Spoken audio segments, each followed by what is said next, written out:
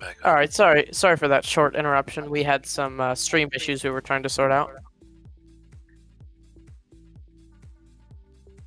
Looks like they're just about ready to go here. Now let's going Make back sure to that we give them predictions. the heads up. Let's talk about orange. Oh man, that's gonna be an interesting one. Man,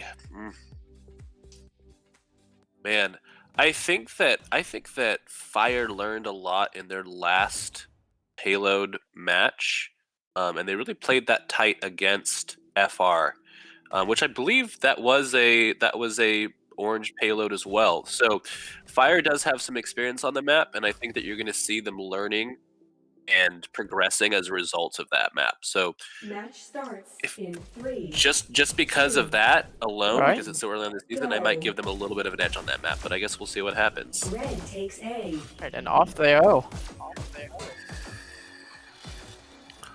Red takes B. And so it looks like you're seeing that Fire is actually not even capping their own button right off the bat.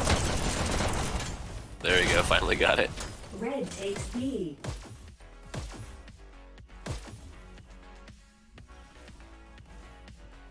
Yep, and it looks like Death immediately is going to be taking control of B. So Odd, as a fellow captain of a very strategically minded team in ARC, when you look at a map like Quarry being played and you see what the other team is doing, what are the things that kind of stand out? What are the indicators that you look for on a map like this as far as the movement or the strategy of the other team? What I'm really looking for is movement to B and then immediately past B. So people not lingering at B and getting getting that kill streak, because a lot of the times what happens is most of these caps come from individual people pushing and getting 2-3 kills, and then their teammates following up, and then just having enough momentum and pressure to carry that fight forward. Yeah, no, that's absolutely fair. And we've talked about this a lot before. This back tunnel certainly changes the meta of this map significantly. I think for me, one of the things that I really look for is how a team reacts to pressure or countdowns on their button. So whether or not they're holding back with multiple players, or if they are pushing out immediately, what the timeline of that push is.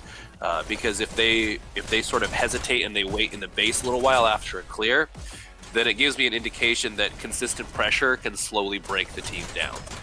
And that means that instead of grouping up for pushes and things like that, then maybe you start sending your players in 1 or 2 at a time just to keep that pressure on consistently. Yeah, we're seeing Fire play a whole lot of defense here. They're grouping up and waiting for pushes. They're not going in individually like we're seeing Death here, and I think we might see Death actually start to get these captures going, because Fire is attempting to group up and then unsuccessfully being taken out by Death as their flankers start moving. And here we go, we're seeing our first countdown of the game, and it's going to be from Death. As predicted, these flankers are getting through, getting those countdowns and getting that pressure. So as you get a countdown, as many people that are dead, they stay dead. So it really is pressure. It's not just an arbitrary countdown to a point. It gives you an advantage, and you really want that countdown. Yeah, but on the flip side, we have to also keep in mind, and I'm sure that you've experienced this the same way that I have, those games where one team has consistent countdowns over the course of 5-10 minutes, but can never finish off a point, and all of a sudden the other team just gets one countdown and they get the point. So it's a fascinating balance of recognizing that consistent pressure is really important, but also that there's only a certain level of what I would say are high quality countdowns, ones that actually have a true chance of being finished on this map. Looks like we're gonna see Callie get it. Yeah, here. Interesting how it doesn't look like Fire was able to get to the button there. Yeah, I think Noble was caught up in a situation where he didn't have dashes, and Red takes A. but also, had someone firing right at him. So it's difficult to Red takes be able to B. get to that button across the map. I think because both of these teams, they're not gonna, of course, not gonna have the coordination of a team like Other, D, or Arc, of course. So we're seeing Fire try to group up and wait for each other here, but immediately getting their synchronization taken down by Death and their flankers. So Yeah. I think that like Sempernark here, we're seeing him play a little bit of defense, and he's just camping this tunnel, and he's going to get overwhelmed by Callie, who's immediately probably going to go for C. So Fire playing this defensive game while allowing Death to immediately just pummel them again and again and again is, I really think, not at all going to help them in the long run. And Death has already claimed 1 point. Yep. Well, it's fascinating that you mentioned that, because right now Semp is at 19-8. So the actual impact on from a KD perspective is there. I think what they're really doing is, it seems like they're sending just an individual player or two to just hold the tunnel. They're not really looking to attack through it as much as just shut off the opportunity for Death to Red move takes through B. it consistently. And it looks like they're trying to send more people on the ground level takes through A. B for a coordinated attack, but it just hasn't happened very successfully yet. Yeah, it looks like Death is gonna come through there, but Fire has taken A somehow. Yeah, so Which is they've interesting to me. got all the points except for B, and it looks like they're just Red waiting takes A. to push forward here. Red team scores. Looks like Viking's go. gonna be backing up a little bit. Takes A. No, I'm wondering if Plotting's gonna. The red team, it seems like they coordinated a wait in the tunnel and Yep. in the on B, and then they moved together as a sort of clamp. And I'm wondering if that was coordinated. If so, that's great coordination from these new teams. Yeah, it definitely was coordinated. You saw them kind of line up around the posts and the walls and things like that, even though they didn't have their own button. I think that a bigger issue in that situation is when you try to group up that much and you have that many people hiding. If half of your team is hiding, then you're gonna lose buttons that you were holding previously. Immediately. The other team just has a free path to those buttons, so you Right, have to kind of how Fire was able to take A. Exactly. I mean, if Fire hadn't have taken A, then I believe that Death actually would have gotten that countdown pressure, Blue takes B. which Yep. may have immensely helped in that fight. Red takes B. If we pull up the leaderboards here. So yeah, we've got Blue takes pretty B. consistent across the board on Death's side. There's no one that's been remarkable, and really most of them are under a 1-1 KD ratio. And then you have Semp that's just going off with the 23 kills and 11 deaths.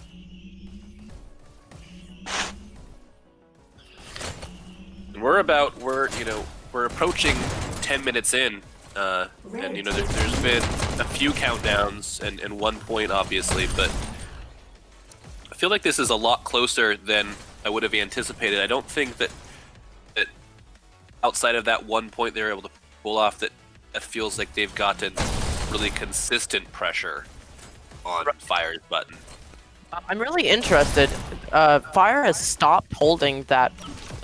They've stopped just sitting in the bottom tunnel, and I think that was what cost them the point there. They've been able to set up a more defensive position that is frankly just better, without camping in that tunnel. Because in this game, usually if you are being dived on, you're going to die almost instantly, and I think that may have been one of the core problems with them sitting in that bottom tunnel, is that here they are standing still, and one person is able to come through, kill them all, and then move out.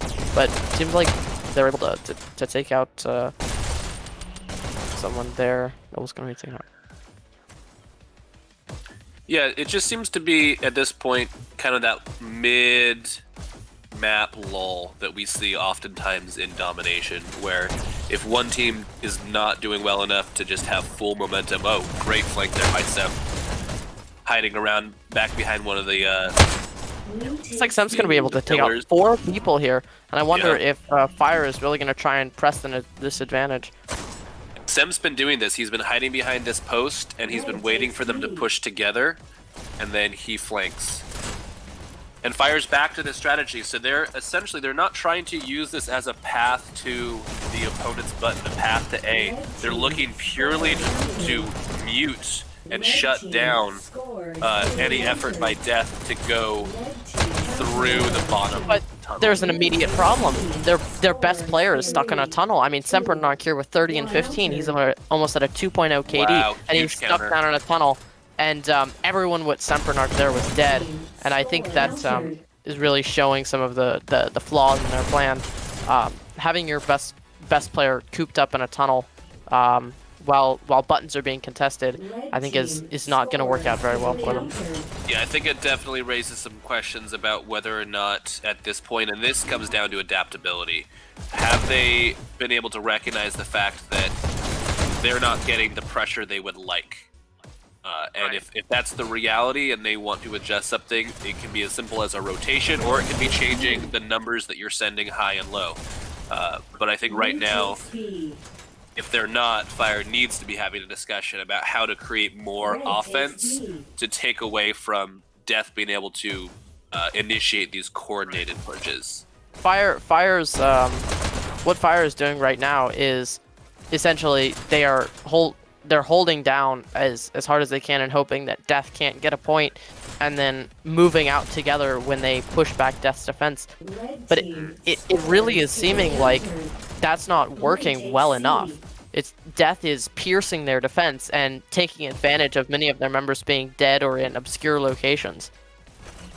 Well, and specifically, if we go back to the discussion we had before the match as far as predictions, what I said was it really depends on who is adopting a more aggressive approach. And I wouldn't even say that Death's approach is all that aggressive. I would just say that Fire's approach has been deeply defensive. Great, yes, And completely that's defensive. really the biggest difference. Is that if you're posting up almost half of your team near or around your team's base and button, then it's going to be limited opportunities to score points. And the less that the other team feels like their button is being pressured, the more confident they're going to be to push out very aggressively.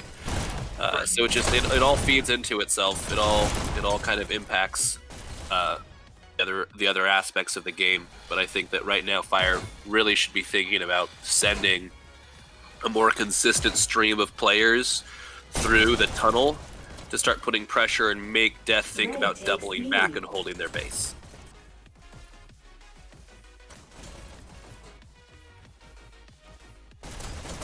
Red team scores 3-2. Countered. Red team scores. And this constant pressure coming out from Death is really impressive. Red team scores. Countered. Red team Absolutely. countered. Yeah, and it looks like they're really just going for the button, hoping to get the pressure out, and then going for the eliminations, which I think is an interesting strategy that really has been working for them, as they are getting a lot of pressure here. It looks like Blood Ink is just guarding his base. Interestingly enough, he's gonna get taken out. Wonder if we're gonna hear a countdown. Here it is.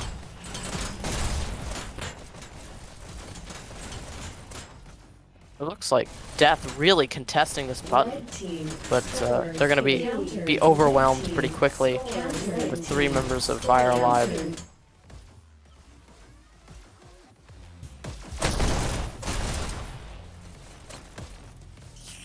I do think that numerically, in terms of people going through the tunnel, Death is really committing a lot more players.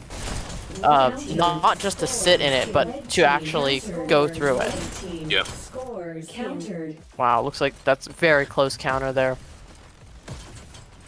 And all props to Fire. They're doing a fantastic job defensively. Outside of the one cap that happened where it just seemed like they were out of position, they have warded off a lot of pretty intense push from from death.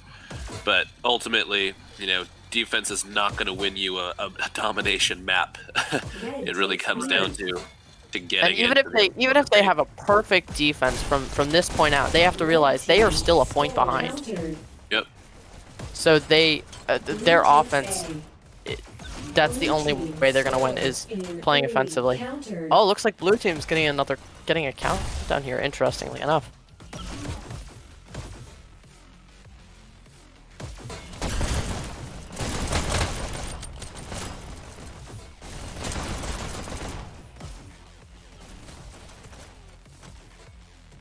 Red takes B.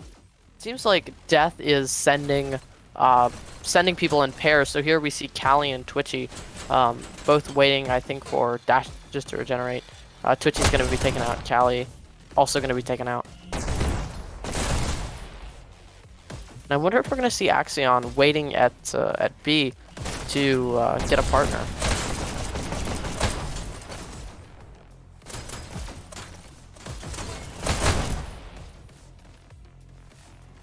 Red team scores. Countered. Here comes the pressure again from Death. Countered. I do wonder. It seems like there's a whole lot of button clumping in this match. People going very close to that button. So I'm wondering if at all Fire has considered maybe blotting sitting on the rail there with possibly some rockets or shocks to ward off the defenses, ward off the offensive pushes from Death. Right. And it looks like they're going for another countdown here, and a lot of a second earlier, a lot of Fire would have been dead.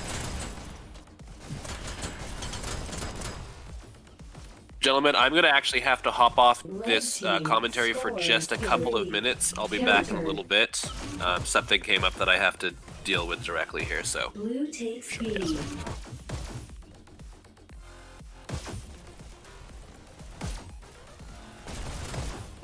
Red takes C. Red takes C. Looks like Blue takes C. Fire has not been committing too many players to move to B. So I'm wondering how they actually have control of B over there. Red takes B. They seem very pressured into their base, as we can see here. Almost maybe 3 members of Fire are actually sitting in their base or trying to defend this tunnel, and the relentless assault from Death is really keeping them cooped up. I think possibly the mechanical skill and positioning from Death is going to be what's winning them some of these countdowns here, but I can't say for certain. They do have some great shot callers there.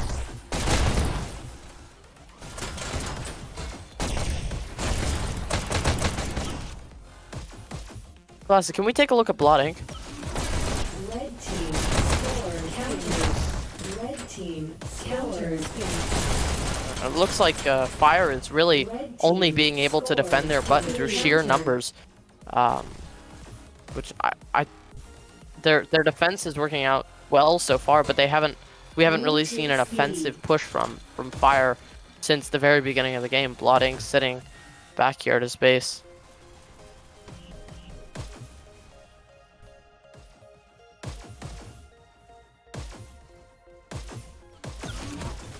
Red takes C. Blue takes C. Death really going relentlessly for these countdowns.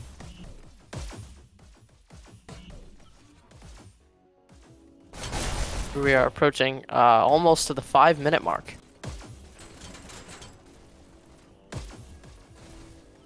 Red team scores. 3, 2. Countered. Like Twitchy on the button hold. Takes A. Gonna get taken out.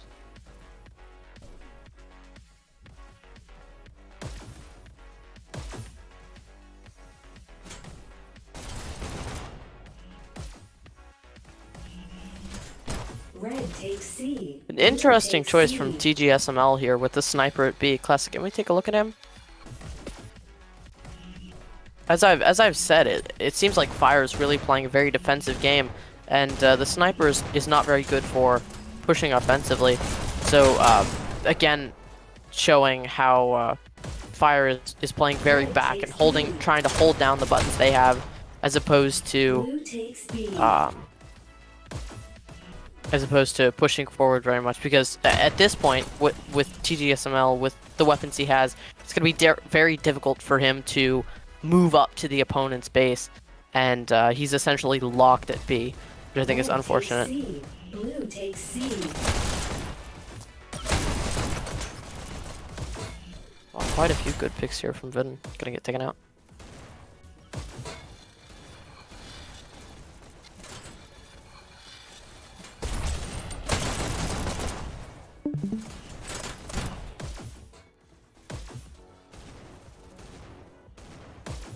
Red takes B. Oh, it looks like Fathead is in here. Seems like Death had a drop and Fathead was able to hop in. Maybe perhaps someone's headset died, or they had another issue. And Fathead is an incredibly good offensive player, so I wonder if we're gonna see a point coming out from Death here in a few seconds, because Fathead is known for his crazy style of play where he just is extremely aggressive, and it looks like he's moving in here with a lot of his teammates. Red takes A. Can we take a look at Fathead? Scores Classic. encountered. Red team counters in. Yep, looks like he's here at the opponent's button, taking out people left and right. Blue team stealing their scores dashes. in 3. Countered. Blue team scores encountered. And it looks like the blue team is almost going to be getting a few scores here. Red takes C. Blue takes C. Red takes C. Blue takes C.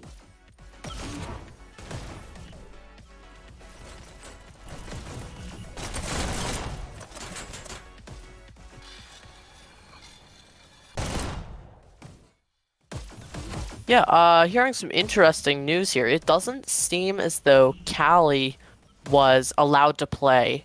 Unfortunately, they're going to have to sub her out, as it is her first match with the team after she switched, and they had not filled the time requirements. Fathead here with the staple's going to get taken out. So Fathead had to jump in for her. And I wonder if these match results are going to be disputed. Seeing Callie in here for most of the match, about 20 minutes. So it'll be interesting to see what Fire has to say to that.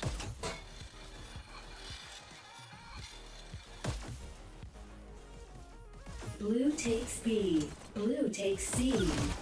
Red takes C. Counters in. Blue takes B.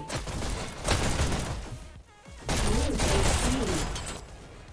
Like Twitchy going for the button hold, but unfortunately he's not going to be getting the countdown pressure.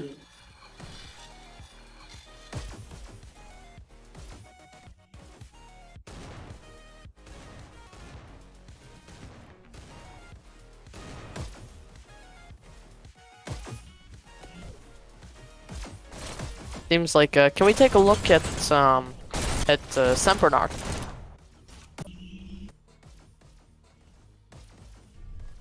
And only a short 2.5 minutes here for Fire to catch up and get a point. And it seems like they're still playing defensively at their button, with 3 or 4 people circling around it.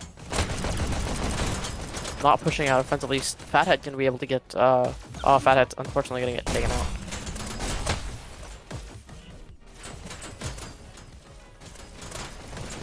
Blue takes B.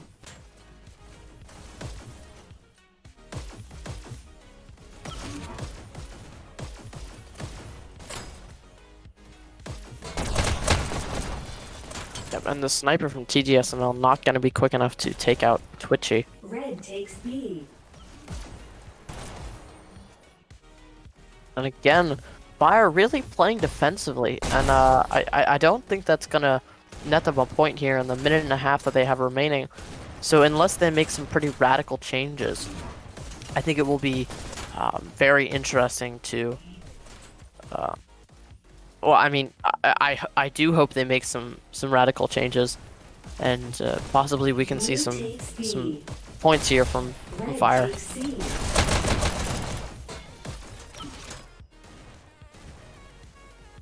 Blue takes C. Justin Biden here going for a shock.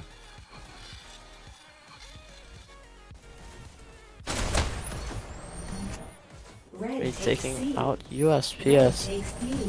He's got double shocks, as I said, playing around the button here, going for it, going up under the rail, and then hoping to get those 2 picks exactly with that explosion pressure. Just as I mentioned before with the rockets, he's able to really stop that counter from happening with a great button hold from Twitchy. Match point. That was interesting. Elimination. Looks like we've got a wormhole glitch from Fidden there. Common mistake.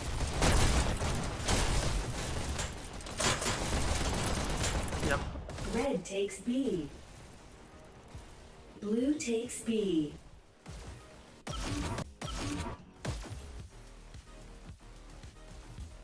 And looks like only going to be about 8-7 seconds here for Fire to get their final point, and it looks like it's going to be Death taking this matchup. Team scores. Oh. Red team wins. Looks like Red was able to get the counter there on A. That would have gone into overtime otherwise. And Death with the final point in the last minute is going to be taking this quarry match.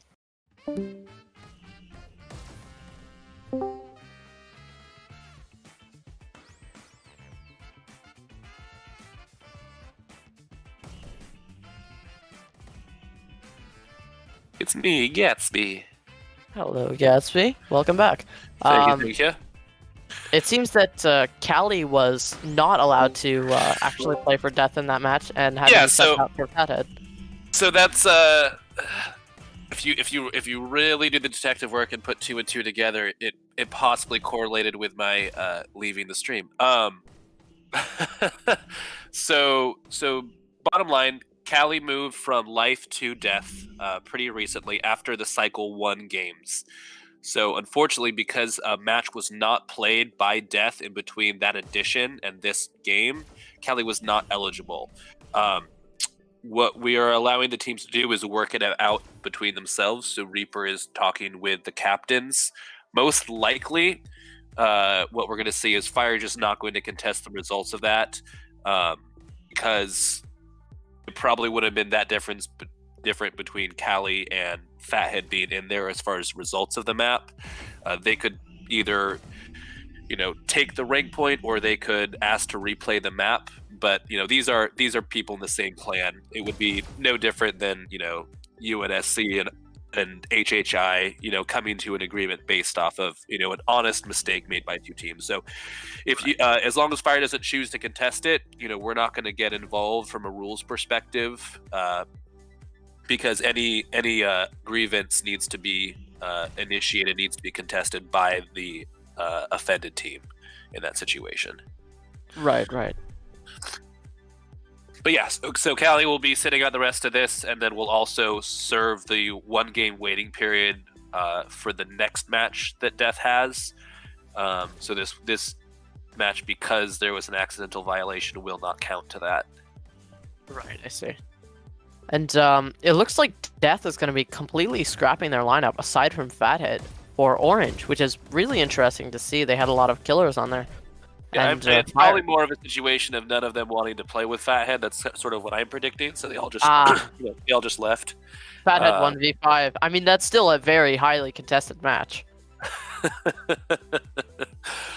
I have a feeling Fire could have that handled, especially on a payload. Can you imagine? Looks like we have an accidental alias in here.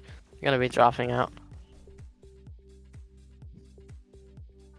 Yes, we've seen Gadget Man come in, which is I think a strong move. Gadget was one of the best players, I believe, on payload for Fire against FR. Really just popped off that entire game, so that's exciting to see.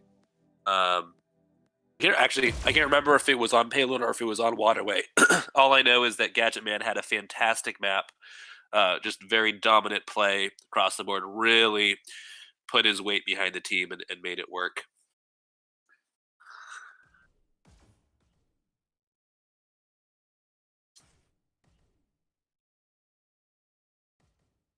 So I think it's interesting to see the straight up swap by Death So you're Yeah, bringing and in a lot of talented players, but also a lot of right. players that are a little bit cold. Um, Yeah, we're seeing a lot of really older kind of names. Despair, Reaper, Reefer, Garbage Man, Fathead. I can recall almost all of those players being really strong quite a while ago. yeah, And here on the Death roster, I'm interested to see what they can do for Death. Fathead known as a very brawly, ahead of the team player. Despair known to just go in, same as Fathead. yeah. Reaper and Reefer shot callers both, and Garbage Man as a support player. So Well, I this, feel like for Death, this is a very honest lineup because with a lot of old players, this is the team that's closest to Death in a lot of ways. It's the nursing home of Dash League teams. right. These are some very very old experienced players, and I mean just looking at the rosters and what I know, I think we may be seeing another win from Death here, but that's only if Fathead, Despair, Reaper, Reefer, Garbage Man can really get themselves contesting the payload and objective oriented, because a lot of these fire people are coming in here and they're very very dedicated to the payload and dedicated to objective. And Despair, Fathead, they're very used to just kill, and someone else can move the payload. So I'm wondering if that's going to actually give Fire a little bit of a hand up here. Yeah.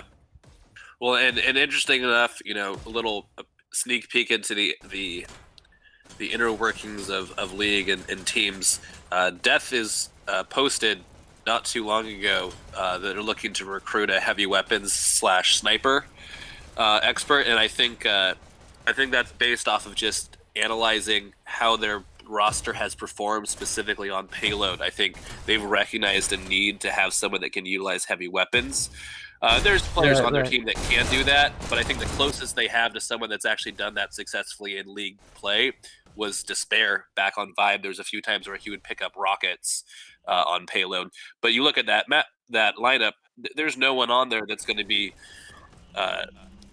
causing the pushing team to have to compensate for a heavy weapons expert. There's no one that's going to really be shutting the cart down from that perspective. And so it just means that you have to be that much more precise with your individual play. And it means that the cart's going to be able to stay up longer because it's a lot faster to kill someone with a shock blast or a rocket than it is to get all the bullets in them with a pistol. Right. And one singular really good rocket user who's evasive and hard to kill, consistently getting the rockets on the payload, can completely change a map.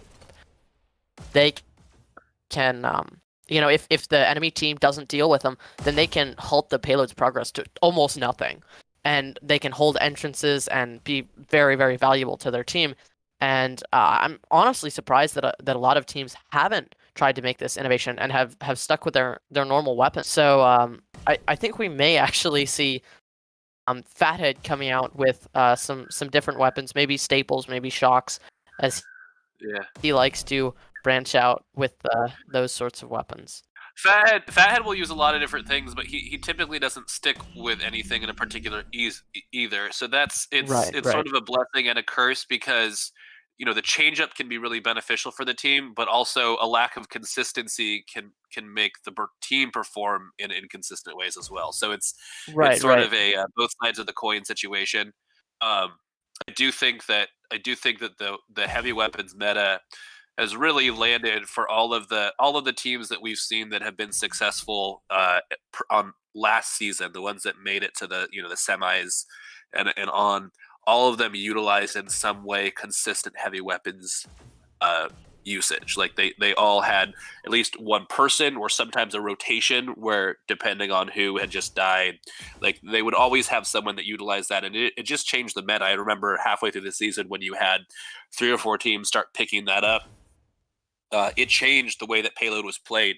There was, a couple of weeks where we saw so many payloads getting shut down way short of checkpoint because teams didn't know how to respond to heavy weapons players, and now it's continuing to evolve. But like you said, I think that the faster that these newer teams get on board with the heavy weapons meta, the more effective they're going to be with their payload defense. Yeah, and talking about the heavy weapons meta, we can't talk about it without talking about how people counter it. Usually, if someone has a lot of heavy weapons, you send your best brawler through, and you just pray that they can take those heavy weapons out with a very quick dive, sometimes forcing the Rocketeer to blow themselves up, or possibly just getting some good charge shots onto them. Yep. Yeah, and that's kind of the main thing. It's sort of the hunter-killer, I guess, role for those people that just need to be taken down. But I think it's become. I think there's a lot more subtlety that's involved in it now. Whether it's the numbers that you send at the person that's using those heavy weapons, or even more specifically, the way that you choose to push payload to limit their impact. It's not just about taking them down, it's about making sure that what they're doing with the heavy weapons is not having a significant impact on how you play the game on the other side. Right, and it looks like, wow, Fire is being pretty unable. They are, looks seemingly unable to really contest the push that that Death is getting out here, with Death flooding the area with lots of players. Reaper, Fathead, and Shield Room taking this high ground, taking those long sight lines, and really contesting anything that Fire could do to stop the payload. Yeah, well, and again, this is a very veteran team here, even if they're new to as a team to League play. But Despair has been playing on this map longer than probably any of us. He's been around and he understands how to play this game. And so right now it's just the subtleties of team coordination and push. I think you're seeing kind of that priority being placed by Death on just bodies on the cart. It's very it's kind of a callback if you can say so. Wow, and we actually are seeing. Or go ahead, Gatsby. But it's very similar to how you saw Vibe and Elite play. I think that, there's a lot of Fathead influence on this payload strategy. It's just everyone hits the cart and then they flood forward, and so it's aggressive and it can work very effectively. But if Fire can get behind and start laying down some heavy weapons onto that cart, then that strategy starts to fall apart a little bit. Yeah, and we're seeing the really offensive setup.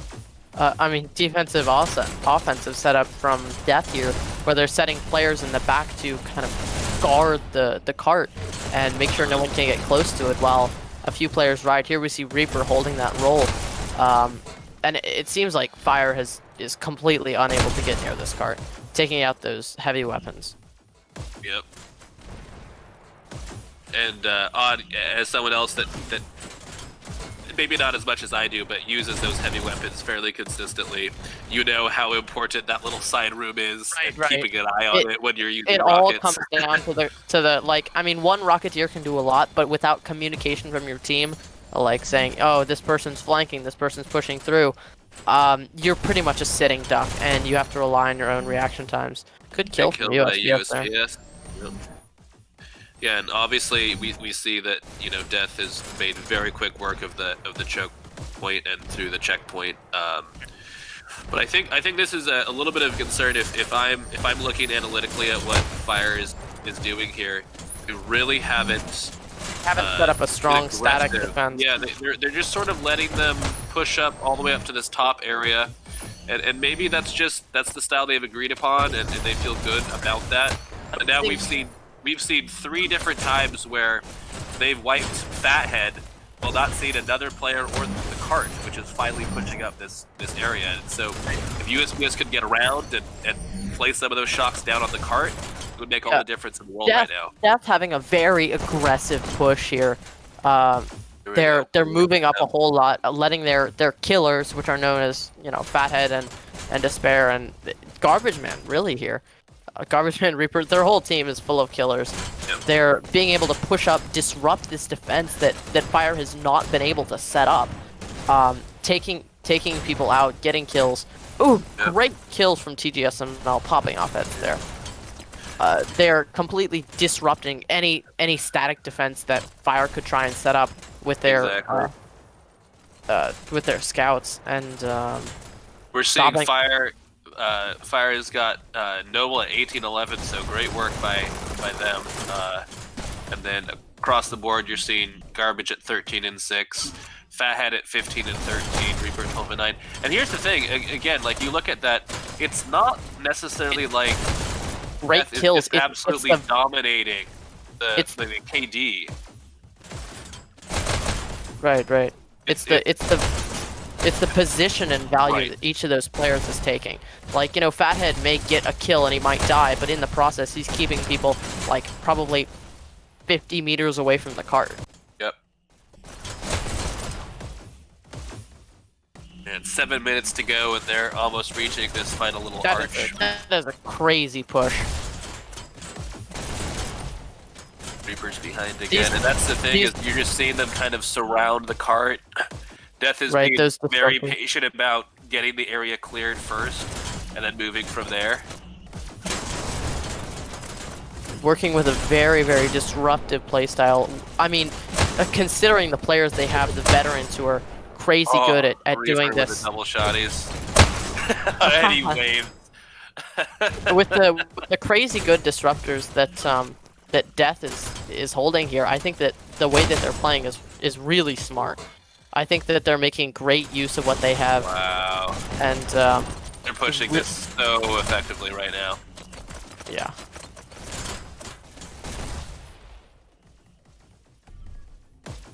Yeah, that was a really fantastic push. Yep. And I mean, it's not even that they're grouping up like a lot of great teams that you know, the top level teams that say, okay, we know if we go in there alone, we will die. It's just some of their individual players going up and staying in and just not dying. They're going up to the cart, staying around the cart, and being alive on the cart. And I think it looks like Reaper has been just assigned essentially to run the circuit and get as many kills as possible. Right. And it looks like the cart is stopping for the first actual time here, with 5 minutes almost left for Death to move forward. And Fathead is bringing out the shocks, going for some long-range damage, possibly get people off of the cart once he moves up into that health room. And he sees the rest of his team going, he's got his other shock, and he's going to be moving up, blasting that cart down.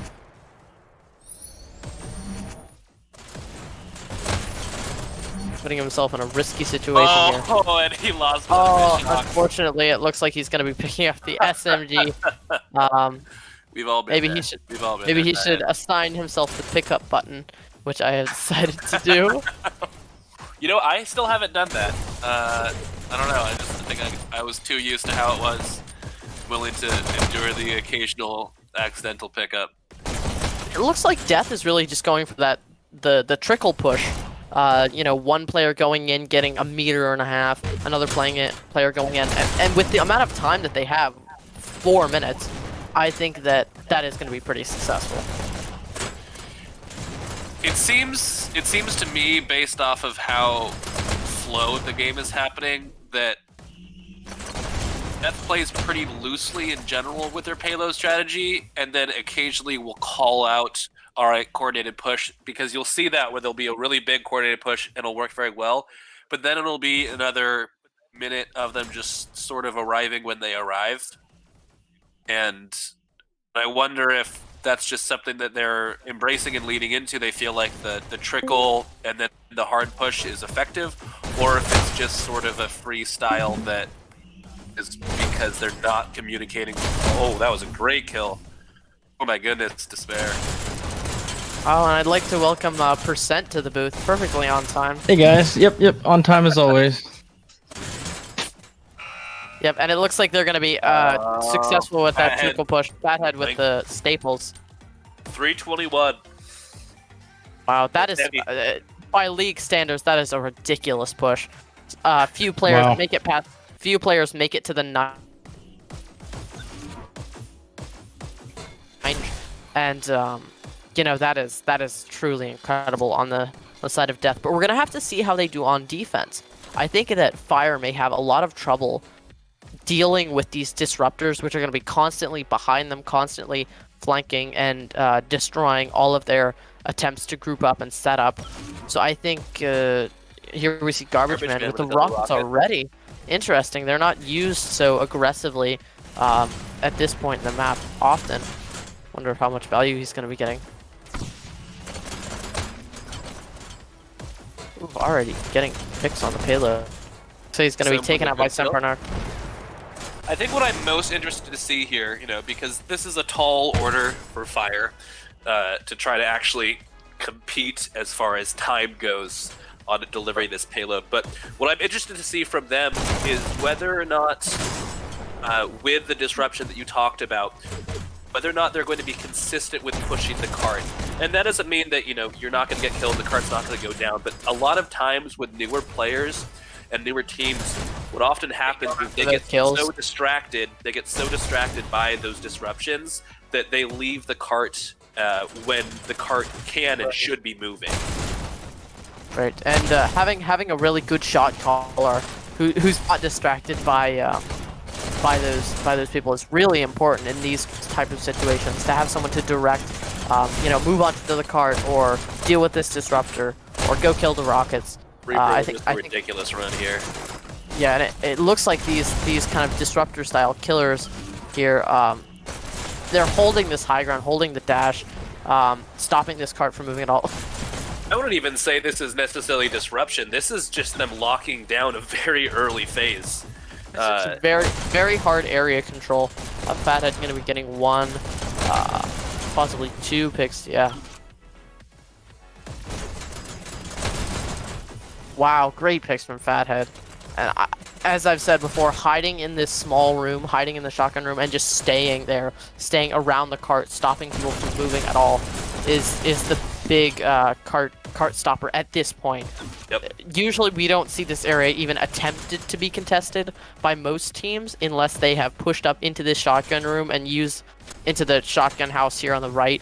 And are using it as something to kind of stay in for cover. Yep, historically we've seen like Tor and Taser getting there with double staples and just wreak havoc and not let anyone do anything. Yeah. I can't remember who we played, but yeah, there was one just absolutely ridiculous run by Tor on this orange payload map last season, where I think it looks like... Go ahead. Yeah, he was just living in there, and they couldn't do anything about it. 5 or 6 straight minutes. It was absurd. I've never seen anything like that before. And it looks like heavy weapons really coming out here from Death. I wonder who that might be that's holding them.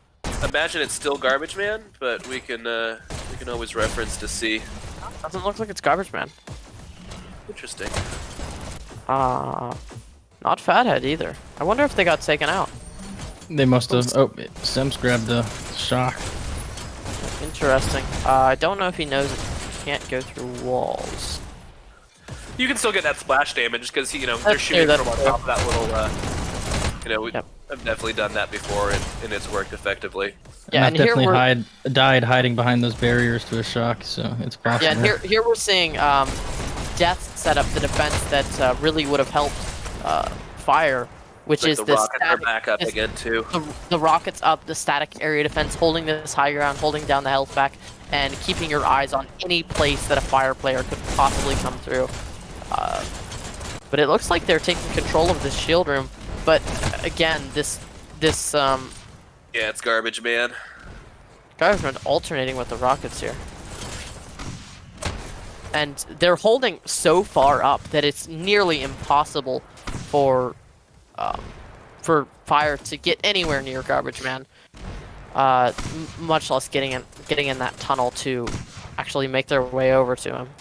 Well, and that's the great thing. That's the most you could ever want as a rocket user, especially on this map, is just to have teammates that are controlling the area up front, so you don't feel that pressure in your face. So Garbage, Garbage, who's not maybe a consistent, like, we don't think of him as a typical, like, oh yeah, heavy weapons user in terms of preference, but definitely been able to be effective with them because of the space that his teammates are providing. Yeah, the area control and dominance that we're seeing from Fire here is assisting those rockets to be very good. Looks like Sempronok's gonna be behind using all of his dashes, getting a kill. He's got to do something But with it looks those like rockets. he's gonna get taken out by those rockets. Actually, Or Fathead got to him Fathead. first. They've got a minute left here, and even if they make it, it's not. I don't know that it's literally I possible don't to think get to it's. the I end don't of think time. it's technically possible. Yeah, it's Yep. you know, Death really decided to just step up and smack him in the mouth. Yeah, It's like, yo, we created you. We're gonna destroy you. I brought you into this world. Yeah, exactly. Killed by Noble there, but yeah, again, I just don't know if Fire has a consistent strategy for dealing with heavy weapons. You know, especially when a team is dedicated to keeping them up, because occasionally you'll have those teams that someone will pick up, and once you kill them, they won't go back to them necessarily, or they won't go back to them immediately. But when you have a team that just all they're thinking about is getting those heavy weapons up, your strategy for dealing with them is not just. Yeah, looks like Death's gonna be taking this 2-0 here. It got close. Yeah, well, it was a solid second half push. I have to be honest, but Fire just has to relatively learn- speaking. Yeah. I mean, it's it's all relative. I think that Fire has to figure out how to utilize a more aggressive defensive approach, and then they also need to figure out how to deal with those dedicated heavy weapons users. That's what it comes down to. But across the board, 55 and 26 for Reaper, showing them why he's the granddaddy of the clan. Noble, fantastic work for Noble, 46 and 45, 40 and 35 from Semp. So there's some really good showings. I just feel like when Fire was defending against the payload push, we saw that on a few times where it seemed like they were just holding back to stay alive and get kills, but really not having that much of an impact on the cart area itself. Playing a little bit, as we saw before on Corey, they were playing a little bit defensively. And, you know, that you have to be aggressive. Even on defense, you have to be aggressive and really take that space. Because Right. if you just only ever back up, then you know you're going to be forced back into your spawn, which is exactly what we saw from Fire. They were forced into their orange spawn, and that was the only place they were able to defend it for very long. Exactly. But good game, both teams. Well done. I think we're seeing Death slowly evolving and getting better at some of these subtleties. Just meshing as a team. They're definitely going to be a major problem for a lot of the playoff teams from last year. And Fire is just they're still figuring it out, but there's a lot of potential on that team. A lot of really good players, and a lot of little small things that we saw. We talked about their defense on Quarry. I feel like the defense that they played on Quarry was fantastic for essentially 24 and a half of the 25 minutes of that map. They countered every single button pretty much, except for just a couple of out Two of them. Yeah, well, I mean, yes, but the reality was, Death had consistent pressure, and Fire did not let that consistent pressure actually shut them down at any point. It took essentially a monumental effort for Death to get that second point at the tail end of the game. And by that point, I feel like it was most likely that Fire had kind of just been a little bit worn out, which is fair after playing Quarry for that long. So I think there's a lot for them to build on, and I think there's a lot of potential there. Yeah, I think you're totally right, Gatsby. With a lot of the experience and knowledge that Death brought out, with those players that knew, oh, I need to stand here to hold this cart, along with their incredible aim and movement.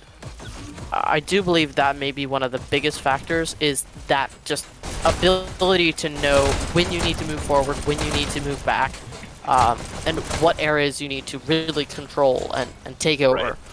I think that may have been one of the biggest reasons that Fire took this match. I mean Death that, took this match. and I feel like Death kind of beat them in their 1v1s, which is always something difficult to overcome when the team even is well organized. Right. Yeah, I mean, ultimately, kills do matter, even if they may not be the actual objective. They definitely play a significant role. Right, getting good picks is really important in controlling an area. If you can't kill someone, then you're gonna lose that control. Yeah, and you did see that. You saw Death with some fantastic moments where, especially like Reaper, just getting pick after pick and maintaining control over an area almost individually. And when you can do that, that sets up the rest of your team for success.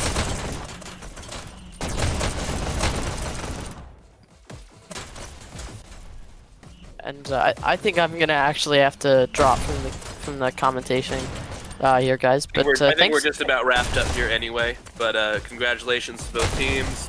Thank you to Yeah. Classic and Odd, and I guess Percent I guess. for commentating this. I guess percent. I had some valuable, like, I Yeah, don't know, 2 minutes worth thank you. of commentary. Thank you for coming in here, Gatsby, and being our Absolutely. special guest for today. Thanks everyone in the comment section in the chat for watching. Please give this video a thumbs up and I guess share it with family and friends if you want to, but I don't usually do that. Just But yeah, like and we'll subscribe, have you know. more games Don't tell anyone. tomorrow on DLTV and I think potentially on here. I'm not 100% positive. There's a lot of games happening this weekend, so stay tuned. Don't forget to slap that like and hit that Slap bell. Slap it and just imagine that it's Fathead's face. Okay. Slap it nice and hard. Thanks, Gatsby. Alright. Alright, thank you, everybody.